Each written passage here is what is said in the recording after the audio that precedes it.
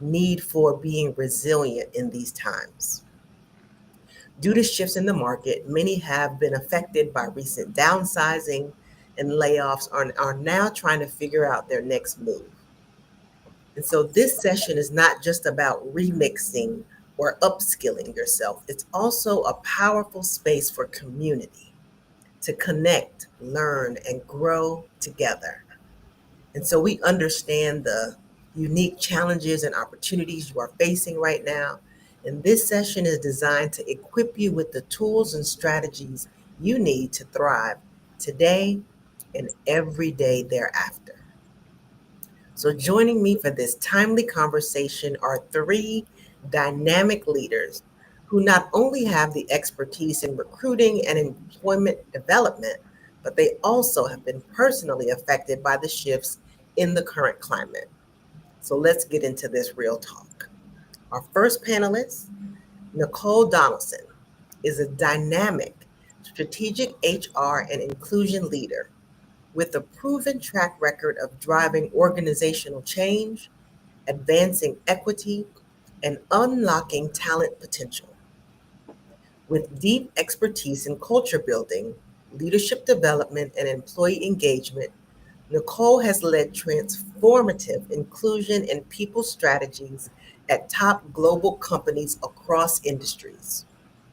Known for architecting innovative programs that foster belonging and elevate unrepresented voices, Nicole brings a future focused lens to her work, building bridges with inclusive people practices.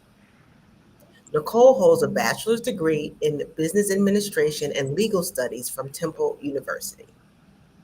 Our next panelist, Felix Shariff, Global Talent Advisor. Felix is an innovative talent professional with extensive experience leading global talent acquisition teams within financial services. His recruitment strategies are designed to align with business objectives, enabling innovation and growth throughout the selection of high quality talent and advancing the company's commitment to an inclusive workforce. Felix holds a master's degree in administration and management from Columbia University. And then rounding out our panel, Joanne Courtney, senior talent acquisition leader, has led extensive experience in recruiting and learning development. Her passion is helping people find their dream jobs, and her superpower is relationship building. In her next position, she is looking to make a big impact and create a Joanne legacy. I love that. Joanne graduated from Howard University with a bachelor's degree in business management and later earned a master's degree in human resources from Marymount University. Panelists, thank you so much for joining me today. Thank you for Thank you having for us. having Thank us. you. Thank you. Of course. All right, so let's jump into this first question. Um, so before we know how to upskill or remix, if you will, the skills that we have, I feel like it's really crucial to understand where your gaps are. So, what strategies do you recommend for identifying and addressing skill gaps in our current professional landscape? And I will start with Nicole for this one. Okay. That is a great question. I think there is a multifaceted approach, really. I think the key is starting with identifying what roles are you even looking for, right, in that next step. And then when you do that and you identify those types of roles, digging in to understand like what skills are needed for that role. And is it something you have currently? Is that something that's a gap for you? Or is that something that you have and you just actually didn't even know it was a skill? So understanding kind of where you stand in relation to some of those jobs that you're interested in. And then really, it's a perfect time to really pause and assess um, what roles are really authentic and feel good for you. Like, do you want to pivot? Is there a certain direction that you want to move in from there? And then just ensuring that's authentic. And if it is, thinking about that feedback that you've gotten in your career, thinking about feedback from performance management, from prior leaders, colleagues, who's honestly asking for advice, right? from your network. So being able to leverage the gaps that you identify from job listings, going back on advice that you or performance reviews that you may have had, and then leveraging some resources to actually upskill. And what I would recommend, honestly, is taking bite-sized pieces and focusing on those that can make the most impact with roles. And so you can't learn everything. We all have a ton of gaps, but that doesn't mean that's everything you need to focus on. Focus on those key ones that can really make an impact on your job search that are related to those roles that you're looking at, you're finding. I can tell you that's what I did in my job search. I looked at the roles that I knew authentically aligned with myself. I looked at what roles, or skills I didn't know that I didn't focus on, I guess.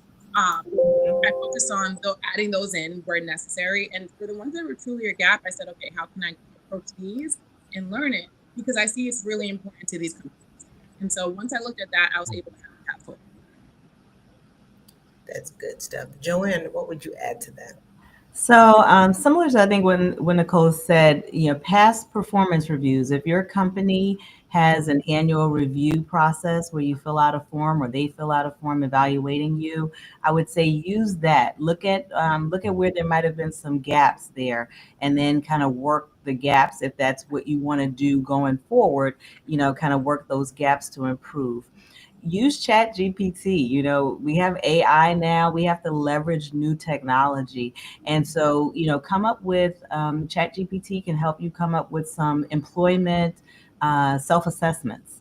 So it's a bunch of questions that you're going to fill out, but at the end, it's going to spit out a report to you that's going to tell you kind of where it thinks that your skill set lies. And so then you can figure out whether or not there's some gaps there that you can then address. Ask your peers and family. I'm pretty sure Nicole said this one as well. What are 3 skills that I can work on? They'll tell you if you ask. And then the last thing is, look for training opportunities. LinkedIn, if you have a LinkedIn premium account, that comes with an automatic learning and development courses that are there.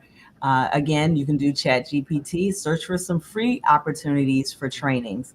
Look to see if you're working currently, look at your company, see if they have professional development money that they set aside each year for you to take either a course, maybe get a certification, or maybe attend a conference.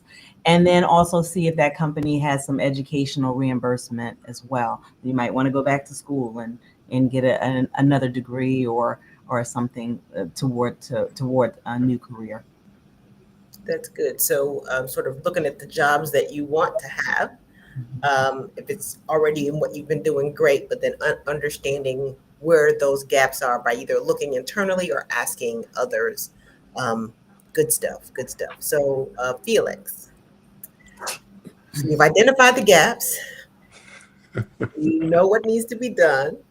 Talk about some advice about navigating career transitions in this particularly rapidly changing market. Okay. And thank you for inviting all of us to this panel. I think one of my colleagues mentioned assessment. And there are 3 areas where I would say take an assessment of yourself. One would be your technical proficiency, and looking at that from a AI perspective. And Joanne mentioned Chat GPT, but there are other like specificity, as well as what is that like from like looking at data sets, Python, cybersecurity, where do I land? When I was doing recruiting, I remember years ago, I used to ask candidates, how would you rate your Excel skills? How would you rate your, PowerPoint skills? So think about it from that perspective. And you think about this job market, which is very competitive. The other area, I would say your interpersonal skills. With interpersonal skills, think about what is your emotional intelligence?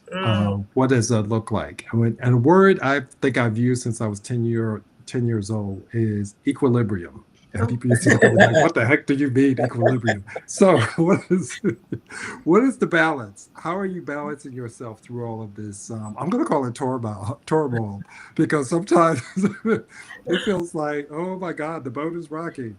But the thing is, am I balanced? Do I have, what did they say? Don't let them see you sweat. I Right. mean, that's real because people will have a certain perception of you when you do. The other thing when you think about interpersonal skills is leadership. And leadership is not necessarily managing other people, but leadership to me is who shows up when you walk into the room. Mm, And again, what are people talking about when you leave the room?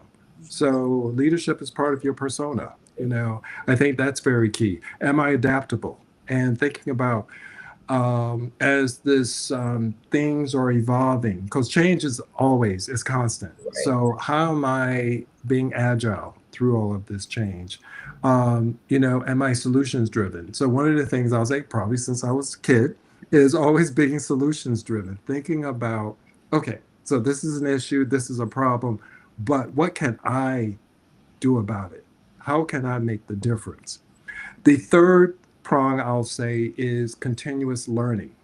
Mm, Again, from childhood, it's kind of like my grandma used to always say to me is that no matter, and this is when I was 10 years old, no matter how mature or how old you get, try to learn something new every day. It mm, will keep you young and it will keep you thinking. So, with that, think about certifications. I know people do like HR certifications. If you're like my last company, a lot of people had to do certification in terms of from an analytical perspective because they were rating businesses. mhm. And then you think about what can I do from like online courses, which may not be a certification, but it may be just something else you want to do, like coaching. I mean, that could be like something you want to do online. The other thing is share, and then this is something I will say to everyone, write down what you're thinking. Write down your ideas, whether you have like something like mine is electronic, but write it down, get it out your head, because then you can really focus on it. But also, not only that, but if you're like me, I get all over the place, but I'm able to share what I'm thinking with other people. And I think that's important. I think what my colleagues mentioned, feedback. So feedback on what it is and where I see myself going. So I think those are the things. So basically, create a clear picture of where it is that you want to go and define what that is. That's you said a mouthful. So a couple things I want to just tap into the soft skills. I mean, that's needed no matter what, right? You're looking for a job in your current role, those soft skills absolutely are critical. And then when you talked about just being self-aware, so talked about that in the first question, but then also when you said like, how do you show up? Who do they see? Who they talk about? How do they talk about when you leave the room? Again, not just critical when you are looking for employment, but when you get that job, to make sure that you are continually advancing, making sure that you're in tune with who you are and how your brand shows up. So good stuff, Felix. Nicole, what would you add to that? Well, first, Felix, that was all great tips. I'm taking notes. I was like, so no, but I would honestly for a moment just say like be kind to yourself. It is a rapidly changing market. It's challenging. You can be doing all the right things and still like, um feel it, right? And so just be kind to yourself, make space for your feelings, whether that is sharing it or just saying, hey, I'm gonna process it. So whatever that means, give yourself that grace and that space to process. I would also say give yourself permission to pivot. So the things that I did, I was and I said, hey, what aligns with what I want to do? What aligns with my core values and what roles are out there that and so it might not be the exact same thing that you're doing now, but maybe it could be adjacent. Maybe it could be, a temporary pivot because pivots don't have to be permanent. They could kind of honestly unlock a new opportunity. It could be a discovery kind of period of time for you. And so I really give yourself permission to pivot and learn what or how really you can use some of your skills in other types of roles that might be Felix mentioned this about getting clear in your story, figuring out how you want to show up. Um, Figuring out how you want to show up is important. And um, aligning with your narrative that you'll share with, you know, interviewers, recruiters, whomever it might be. Align with your narrative. Stay informed. Stay informed with like industry trends, follow thought leaders. Like LinkedIn's a great place for that. So follow thought leaders, and then just be open to stretches. You just never know what kind of roles might be your next step, and different companies level roles differently. So don't be so like connected, I guess, to a title, because one company might call it something here, and then over here it might be a similar role, maybe even more responsibility, and it's called something different. So that's just what I would say. That's good. I love that, being open to roles. So as you're doing that assessment, sometimes taking a step back and thinking about what those transferable skills are that you had that are perhaps in one thing that another industry might perhaps also appreciate. Love that. And aligning with your narrative. That was powerful. Thank you for that. Next question I have, I know that all three of you are amazing at this particular piece, and it's sometimes something that can trip up some. So talk about, I've heard one of my mentors, Donald Comer, always said this. He says that your network is your net worth.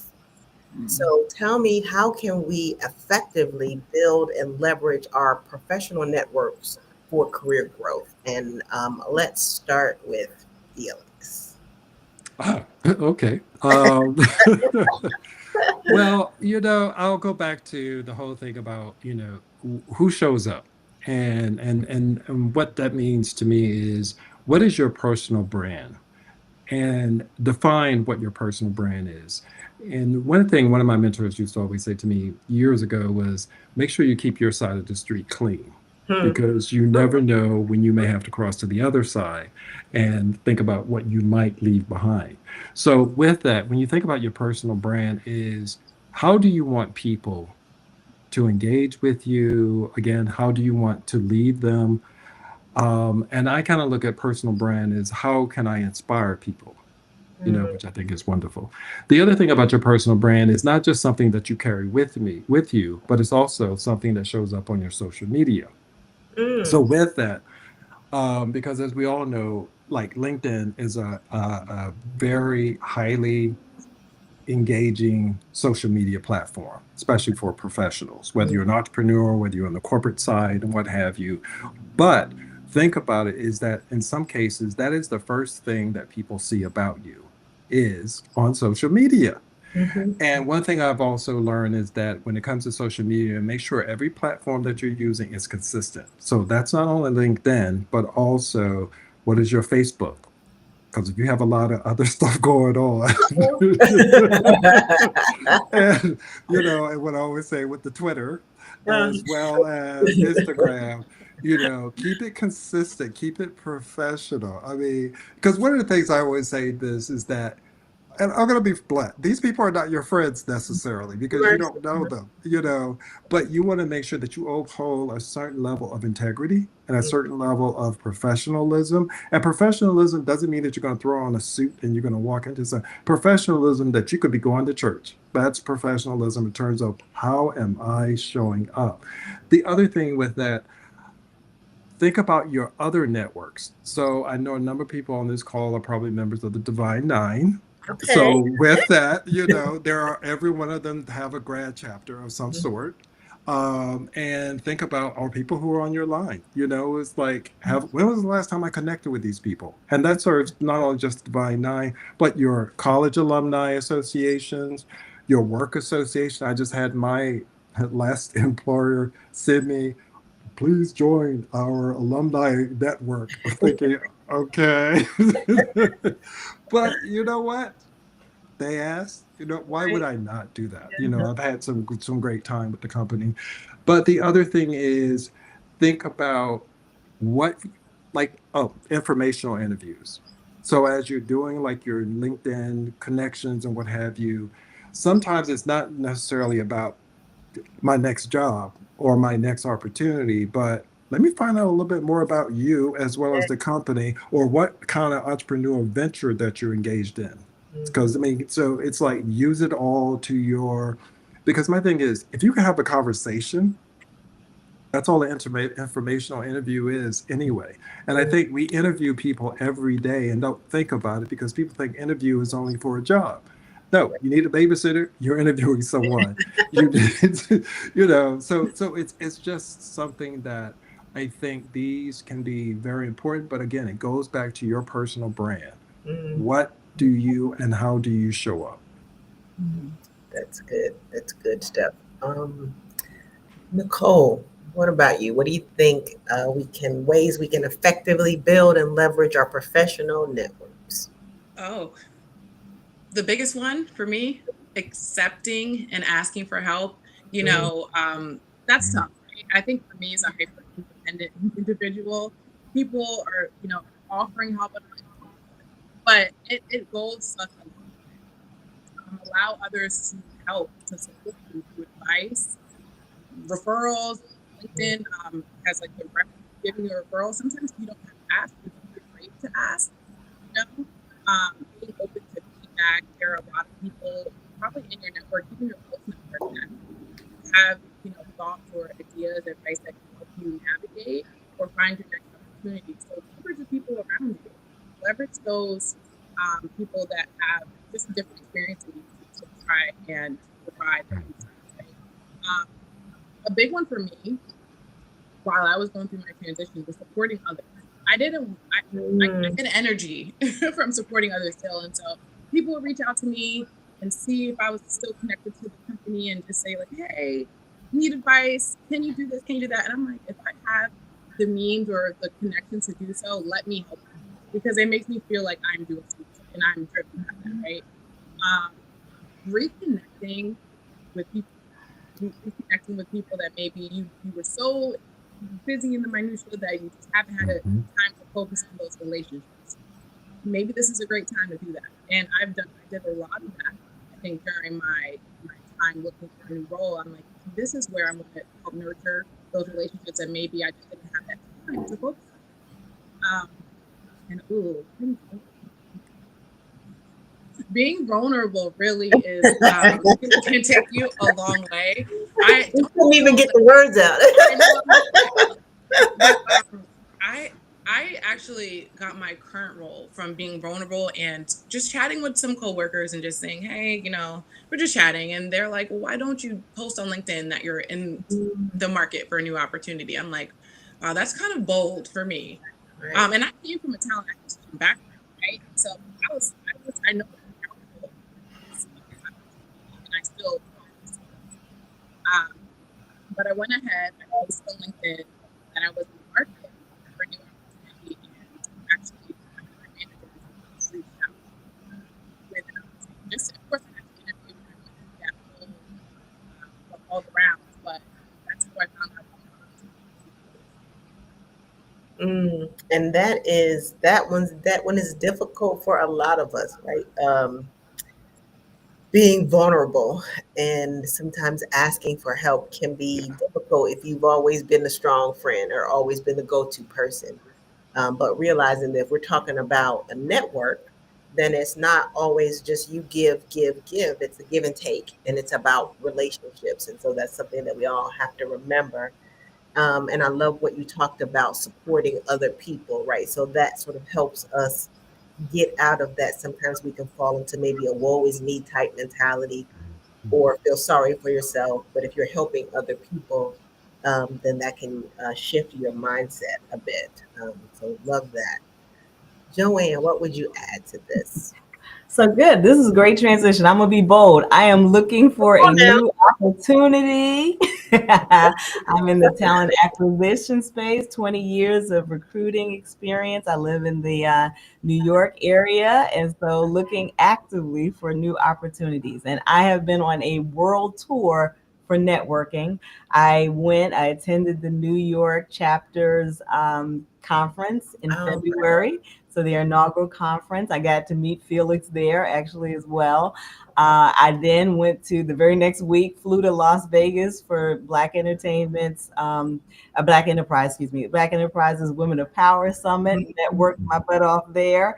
And then the next week, I was in Asbury Park, New Jersey, with the NAAA HR, so National Association of African Americans in HR, for their local networking event. So I have gotten out of my comfort zone, and I am ready. I'm making the ask, and I'm being very bold about that. And I think you have to do that. Look for opportunities to network either in your community or abroad, depending on what you're trying to land. And then once you do that, here's the important thing, right? We connect on LinkedIn. We got our QR code. You scan it. It's great. We're connected. And then nothing. You have to stay in touch with people. And so I say, pick a day.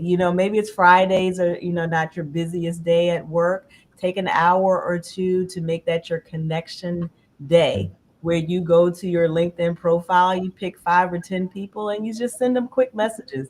Hey, just thought about you. Or, hey, we hadn't connected in a while. I just wanted to see what you're up to. Or I saw that you just got a promotion or a new job or something like that. Start to communicate with the people on LinkedIn. It's more than just the connection. It's actually the words and the community that make a difference. Also, and put it on your calendar too, so you don't forget to do it, because we don't do things that we don't see. So put it as a priority, put it on your calendar. And then also, we talked about in one of the sessions earlier this week about coming back to our community. We have to build our community. And what does that mean? That means we might have to utilize our friends and our family. Might mean we have to reach out to our church members or our sororities and fraternity brothers and sisters. But closed mouths don't get fed. So if you don't talk about what it is that you're trying to get at or trying to do next, then nobody's going to know to help you. But if you talk about it, you never know. My cousin might know someone who knows someone who has that job that you want. So I would say you got to put the feet to the fire. Got to keep it moving. Right. And like you talked about, so it's continually nurturing that network, right? It's not only tapping in or asking for something only when you need something, right? But being able to just sort of continue conversations for both of your benefit. Exactly. So for this next one, I'm going to stick with you for a second, Joanne. And I love your positive energy. It just comes through the screen even. And I know that these times right now are particularly tough. And many people have been dealt, a blow completely out of their control, and which can be completely stressful. So would love to talk about some effective strategies for managing stress and burning out in this particular environment. Yeah. So whether you have a job or even if you're like me looking for a job, that's a full-time job in and of itself. And so what I say is take some time out and don't feel guilty about it. If you can travel, I leave for the DR tomorrow morning at 9:30. Take a break.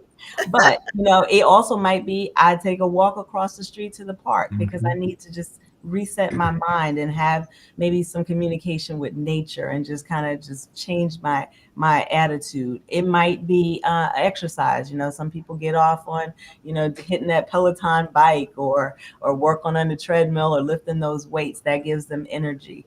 It might be going to the spa, taking a spa day with your girlfriend or with your guy friend and just hanging out there and just kind of taking a break, because it is very stressful and it can be hard on your body, on your mind, on your just mental capacity. All in all, talk to someone. That might be a career counselor, it might be a coach, it might be a counselor for mental health. There's nothing wrong with talking to someone to get it off of your chest, get it out of your system. It might be talking to a work colleague where you can do some venting, or with your mentor. We're in a safe space where you can vent, and then reconnect with your family and friends. Again, at the end of our lives, no one's going to worry about how much didn't get done at work, right? It's all about the relationships that we've built over this time. And so make sure that you're nurturing the important relationships. And then personal growth. Find something that you want to learn more about, and then do that thing. It might be, you might want to be more about gardening. Take a course at your local Lowe's, and some horticultural, some gardening and things like that. It'll take your mind off. It'll give you a new sense of accomplishment. And you never know, it might open up a whole new network of people, which might open up a whole new network of opportunities. That is great. That is great. Free your mind, the rest will follow. Felix, what about you? I think Joanne said almost all.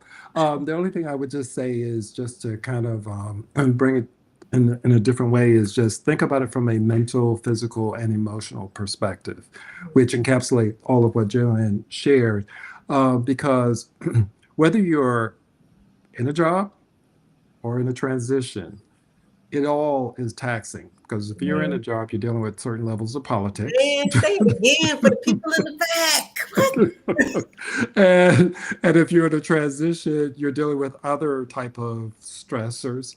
The other thing is, and I'll just speak for myself. So for instance, meditation, and I meditate daily and sometimes 5 times a day, and people going like, oh my God, I don't have that much time. Meditation can take 5 minutes.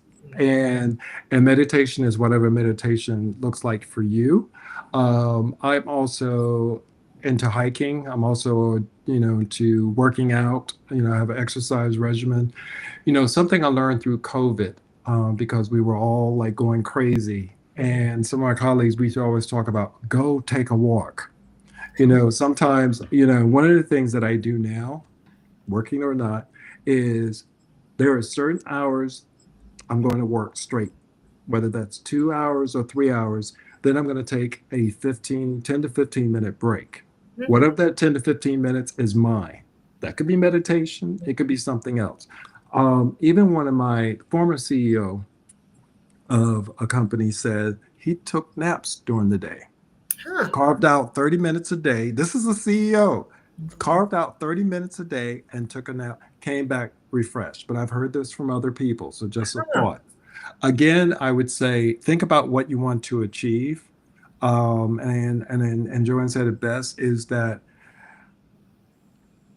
take time to work yourself through whatever's going on. And I'll say this because if you're working, there are some days you kind of want to just say, okay, people, just disappear. Whatever that looks like. So if you need to cry, if you need to yell, scream, whatever, take your moment to do that. Just do not let that become your life. Hence is where I'm saying is that don't isolate. Reach out to people.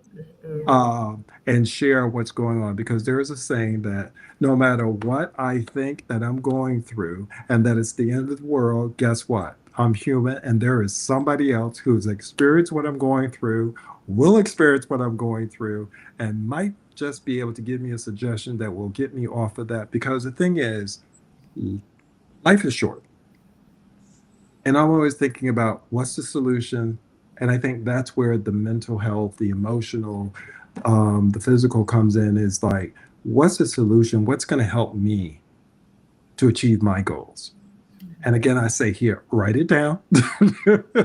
Because looking at it and looking at what's important to me, all that other stuff is not important.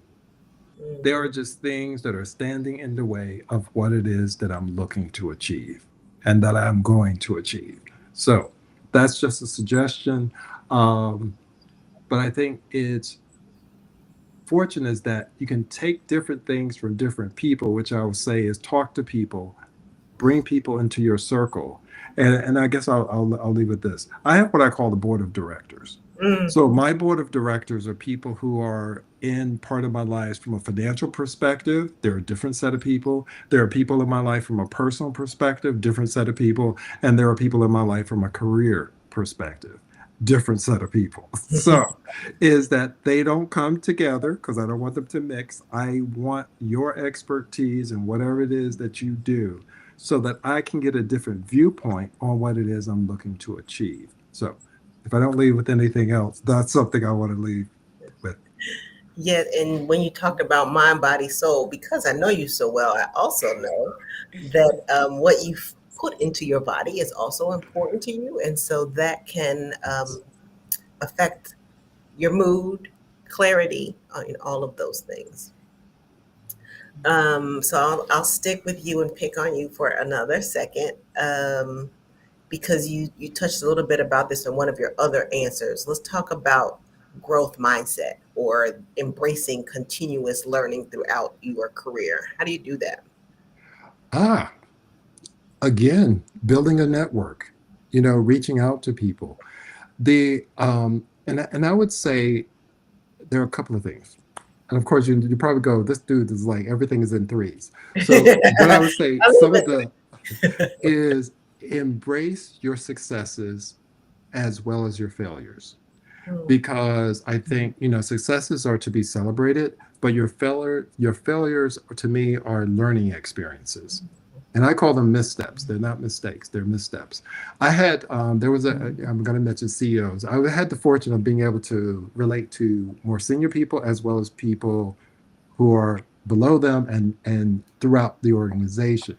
But I had one person, she's a CEO of a company, and she said when she was a COO, one of her multi-million dollar projects failed. And mm. this was at the same company. So I'm thinking, okay, so you failed on a multi-million dollar project and you still became CEO many years later. But what that also taught me is that take risks and there are opportunities, but also what kind of trust have you built up with your constituents? How do they view you? That's going to be very important. The other thing is what I call the three is sponsorship, coaching, and mentorship. And they all have different levels. So Right. sponsorship, this is just for me, is who's carrying your paper? Who's in the room when you're not in the room and having conversations about you and promoting who you are as a person? The coaching piece is, it's like if you play sports, I play sports, is that when you're on the field, you can't see what your blind spots are. So your coach is there to help you to fill in what those blind spots are. Mentor to me is someone who I'm going to say can be aspirational. So that might be someone who's at a level where I'm looking to aspire to, but I want to understand how you got there. Mhm. Something else, I'm going to say my grandmama said again, is that always remember everybody put their pants, should they wear pants, one leg at a time.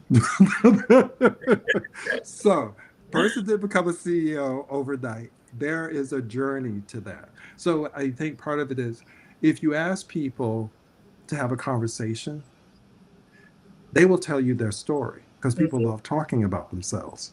And I love listening because it's to me it's about learning things that one, if I don't have to make a mistake on something or a misstep on something, but I also live vicariously through other people in the sense of to me, people are can be inspirational, even if it's a sad story, because it can also help me to know where's my compassion. Mhm. I think those are parts of the things that are important.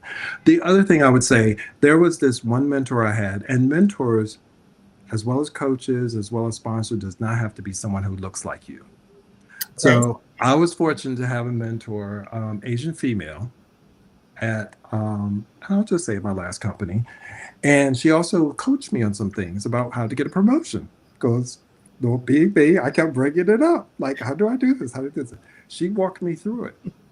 And actually, and I want to advise this to everyone, I actually went to my boss's boss and had the conversation and laid it out. And actually, next thing I knew, I was the one who got promoted over my peers. Wow. So, but it was because when you think about who you're reporting to, whether entrepreneur venture, whether it's corporate, is that that person may have other direct reports. Mhm. And I was always taught that my development is on me. That's no one else's responsibility. Now, who I bring along to help me on that journey, now that's my responsibility too. And that's where, to me, the sponsorship, the coaching, as well as the mentorship is important. I mean, even now I have a executive coach that's coaching me on some things during this transition process. And but the other thing is to keep in mind is that it is important to make sure that you connect. That's good stuff. Nicole, growth mindset and continuous learning. How do you do it? Well, one, apologies for the sound. I don't know what's going on, but hopefully it's getting better. But I consider myself an avid learner, so I'm always looking for something to like learn in a certification or a book or whatever that is. But I would say honestly, at the core of it, it's really embracing, Felix, to what you said, like embracing every step that you take as a part of the journey. And so, kind of learning from everything that happens, looking at setbacks, like setups, right? So like you're learning and trying to do better. Whether that is, I don't really think I did that well in this interview. Maybe the next one, take that learning and do better on the next one, right? So take everything that you're learning, every kind of setback, use it to your advantage for the future. Stay curious. That's how I do it. I'm like, okay, what can I learn and how can I use that in some part of my life? So whether it is directly finding another job or just being better at something, be curious about how you can do it.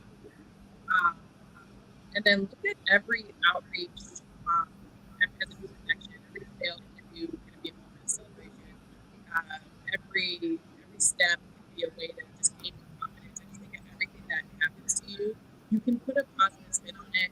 And I don't mean like radical positivity, but just like, take yourself out of that so that you don't get down. And you might have a moment, that's okay.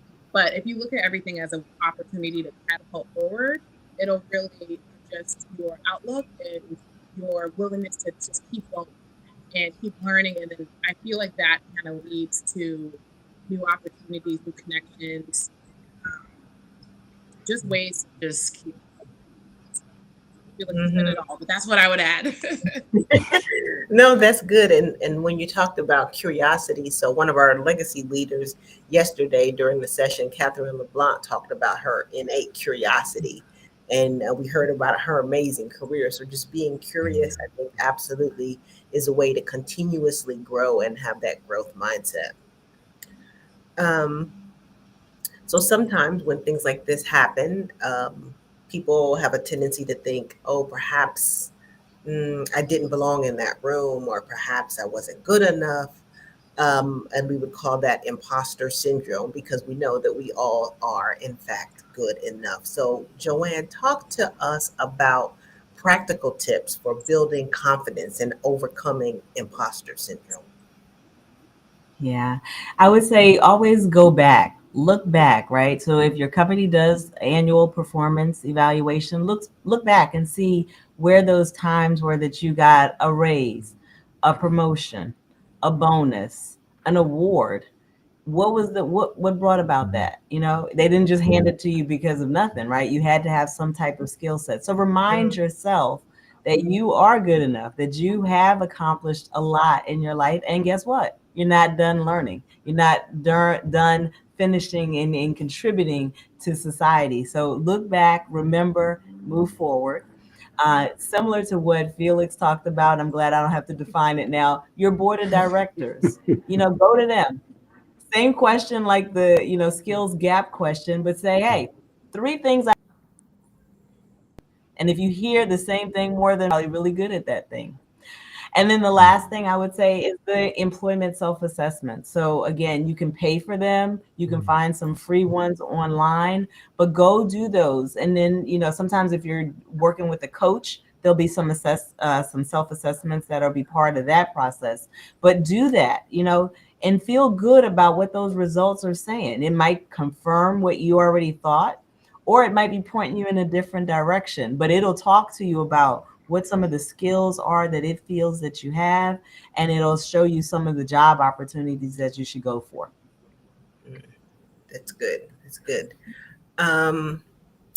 So I, of course, could keep going with questions and peppering you all, but I see a few questions from the chat, and so would love to address them. can't remember who it was, but we talked about the learning courses on LinkedIn. Cassandra Hodge asked, where can the learning courses be found on LinkedIn with the premium prescription? Yeah, so that was me. If you go under your profile, so if you click on the picture of yourself, at the bottom of that, it goes into what your premium subscription benefits are. Click on that and it'll have the LinkedIn learnings will be in there. Good stuff. I love this one from Carol Copeland Thomas. What's been your response to someone who only looks at you as a DEI hire? Does it bring anger to you or inspire you to achieve more? I kind of want to add to this one. Come on. And I'll just say that, like, talk about it. People underestimating me gives me fuel. And so I would equate those two, right? If someone doesn't see me or see my skills, I'm like, well, I'll show you. I'll prove that to you, right? And that like kind of also swats away any imposter syndrome that I might have had, because I'm like, nope, now I have to prove it. So I use it as motivation. Oh, that's good. Yeah. And I'll add to that, because one of the things when I was a kid, I was taught is that, people are going to look at me differently for whatever reason, but use that as an opportunity. So when I walk in the room, so they're busy having conversations like, am I, and I mean, I'll just say this. I remember when I was working for an executive search firm, and I went to the Midwest to visit a client. So I just happened to have gone to Columbia and Dartmouth. So this person asked me, so how does someone like you get into Columbia and Dartmouth and yada yada? So what I said to them, I said, oh, well, sir, you apply. And if you qualify, you get in. And then, what I did after that is that because I had a contract they had to sign. And I said, now, if you go to page 9, you just need to initial there. If you go to page, and just kept the conversation going. My thing is, don't read into it, because you know what? That's their issue. Here it goes back to my network and people who have positive motivation, energy in my life, who keep me centered. So even if, I can think that about myself, but you're not going to. That's just me. Because, and the other thing is too, and I'm going to use, there was a television show on about this doctor and lawyer. And one of the things, Black doctor and lawyer, this is back in some time ago. And one of the things that this person said is that in the Midwest, people don't see a Black doctor or lawyer. So whether that's that person's experience, more for them, but at the same time, I can't let someone else's thoughts become my reality. I love that. And you hit them with a little low-key shade now. I noticed that. Joanne, was there anything you wanted to add to that? No, I think they answered it perfectly. Gotcha. So this week we have been really stressing this importance of community. And yesterday, specifically, when we talked with the legacy leaders, they talked about having a responsibility to the race. So with that in mind, can you talk about how we can support and uplift this next generation as we think about all the things that you're going through, realizing, again, there's a generation perhaps who haven't had as much experience navigating this professional environment. Felix, what comes to mind for you? Oh, a whole lot of things. One, there are things that you can fund, like the Negro College Fund, for instance, or any other type of educational opportunity that might be for people or underrepresented communities. The other thing is think about, so there are a lot of folks out there who don't know National Black MBA organization. They don't know Afrotech. They don't know NABA. So having conversations, I'll give you a case in point. I was talking to someone, this was a young person of color, and we were talking about music.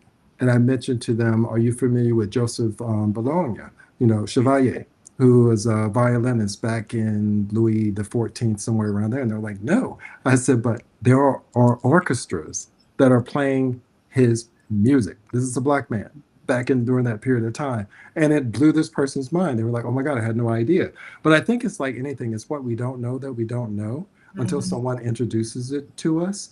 The other thing is, one of my colleagues at my last organization developed, it was a peer kind of networking opportunity. So what she did was brought, and this was with the Black ERG. So is she brought together a peer networking. I mean, it was for like three months each, so that the Blacks across the organization, I mean, was select for each, turn, but those cohort, probably 8 to 10, got to know each other. And then there would be another cohort. So people from that cohort would recommend other people. So then folks would get to know each other. So the other thing is, think about, does my organization have an ERG? How do my organization look at inclusive recruiting? Because the other thing, keep in mind, is that a lot of organizations will recruit for interns. That's nice. But what about the mid to senior level folks? And I'm going to be blunt. Black folks, or people of color, because if you're recruiting and bring in, interns, they're there for a period of time, like the summer. But here's the thing, you go to make an offer, they look up, there is nobody in senior level roles that look like them. And when you think about Gen Z, because that's the other thing, to think about it from a generational perspective, Gen Z, the younger millennials, is that they may not stick around because they may not see that there is an opportunity for me because there is nobody that looks like me up above being an intern. Right. So those are just some of the things I would think about, but also reaching out to community organizations and thinking about what can I do? Like Blacks on Wall Street, they do a lot with schools across New York City. I'll just use New York City for an example, but this exists in other cities too. So reaching out to those organizations. Great. Joanne, what are your thoughts? Yep. So mentor, everyone has some experience that they can share with someone else. I mentor two Florida State University people who are studying HR. I try to mentor every year. I work with the Alphas. They have a program in Houston where they take their young men and they make sure that they are career ready. So I'm doing mock interviews last week and this week with those young men, making sure that they know the answers to the questions that they're going to get asked. Farley Dickinson, I work with the local university as well to do, resume ready and brand management type workshops for them. So give back, mentor. Also, a lot of our young people are deciding corporate America may not be for them, right? So they're becoming influencers, they're becoming entrepreneurs, and we need to support them. We need to support them wherever we can. Buy Black. That was something a little while ago, right, that we talked about. Let's go back to that. Let's build our strong community again. Let's support our young entrepreneurs and influencers. And then similar to what Felix said, let's introduce them to organizations that have been around. National Black MBA, you guys talked about, changing up your programming, how we're going to do conference this year is going to be a little bit different than how we did conference in the past. Paula, you said home, homecoming. So, bring everybody back home. Teach people about the Executive Leadership Council, who tries, their mission, their purpose is to get more African Americans in C-suite and higher positions. Tell people about that. Inroads. I'm a proud Inroads alumni. I probably wouldn't be where I am today if I hadn't learned some of those lessons with Inroads. Support those types of organization. NSBE, National Society of Black Engineers. Black in HR. It's a fairly new HR organization that's come up. NAAA HR, the National Association of African Americans in HR. Those are just to name a few, but we have to introduce our young people to those organizations as well, so they can get that mentoring, that encouragement, those scholarships, and help them to become the best that they can be. It's good. It's good. All great organizations that you listed, by the way. So we have maybe about 5 minutes left. I can't believe how fast the time has gone. So if you could think about, let's say, in summarize in about a minute and a half or so, what you would say to those people who are struggling, looking for that next opportunity, trying to figure out how they're going to figure it out, like where to go next. What are some parting words of encouragement or advice that you might give? And let's start with Nicole. Okay, thank you. I would say I would just reiterate to give yourself grace. Know that you are worthy. That your next step might just be your best step, Hey. and that and that an opportunity is out there for you. It's just a matter of finding and aligning with that. I People have asked me a lot if I'm okay, and my answer was always yes. That doesn't mean I wasn't sad or going through feelings, but that meant I knew that something good, better, whatever, right, was out there for me, and I kept my mindset like that, and then I did the work. I was supported by others. I supported others. I asked questions. I had interviews. They went well. Maybe some didn't go well, but I went through it. And just don't. You'll find something. Yeah, and that constant supporting others is what we've talked about too, right? And that's been part of who you are, which is why I knew that you would be amazing at this particular point in the first place. Nicole, what about you? Parting words. Joanne. Sorry, Joey. I was Joanne? looking. Yeah. So I'm gonna use a grandmaism, like Felix has been relating to his grandma's wisdom. My grandma always said, "There's a berry for every bird." Now she was talking about relationships, really, but I'm gonna attribute that to jobs as well. Right? There's a job for every person, and so just be patient. Be patient. Similar to what Nicole said, give yourself grace, but in the meantime, also try to build your network. Try to reach out to people. Don't be afraid. Don't be ashamed. It's nothing that you've done wrong. It's just the way life is. Life is full of changes, some great, some not so great, right? But you got to just pivot and keep it moving. Stay positive. I'm a person of faith, so I pray. And I believe that God has something better for me. So, utilize whatever that is for you. But keep the faith, keep strong in your faith, take time out to appreciate yourself and appreciate this little time that you have off too, right? So a lot of times we're always clawing and fighting for that next job. Sometimes God gives us a God sabbatical so that we can kind of regroup and get ourselves together. And so appreciate the God sabbatical as well. I love it. I love it. Felix. And I agree with that sabbatical piece. And I think as my two colleagues said, is that just stay connected. And I think that's most important, and know what it is, or you don't have to know absolutely, because one thing is be agile, be flexible in terms of your next opportunity, whatever that might be, but also stay connected to people, because this is one of those times where I would say it takes a village, and it's not something you can or want to do alone. That's good. That's good. This has been a wonderful conversation. Thank you all again for your time. Thank you all for joining. We are still in the midst of our celebration week. So tomorrow we will highlight some of the Houston businesses, because we will be in Houston for conference September 25th through 24th, through 26th. So you don't want to miss that. And you will see all of the amazing businesses tomorrow. And then on Friday, our actual birthday, please submit all your pictures, your photos, your videos from how you have engaged with us throughout these 55 years. We would love to see it. And we will see it if you use our hashtags NBMBAA55 or hashtag celebrate NBMBAA. So until next time, Have a wonderful rest of your day. Take care of yourselves and each other.